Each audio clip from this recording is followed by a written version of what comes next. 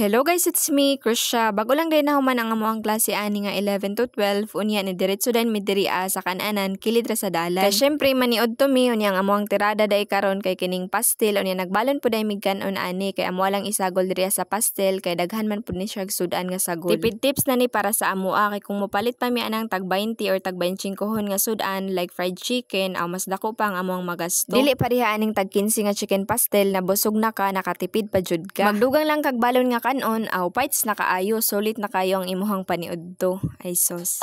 Bitaw ingon ana jud na kay sa kalisod sa to ang kinabuhi karon didto jud ta sa makatipid ta. Sumauto na nga na dayon mi ani kay mobalik ra pud dayon mig eskwelahan kay naa mi klase alauna. Mubo ra kayo nga mo ang free time ani mura mi gidaog-daog. Charot.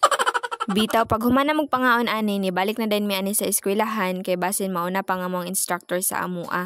Bitaw kani nga oras sa among klase ba maunta ning orasa ang lami kayo ikatulog. Ambot pud oy nganong lami man kay ipiyong ingon ani nga mga orasa usahay dili na takatarong og paminaw sa ato ang instructor tungod kay katulgo na jud kaayo ta.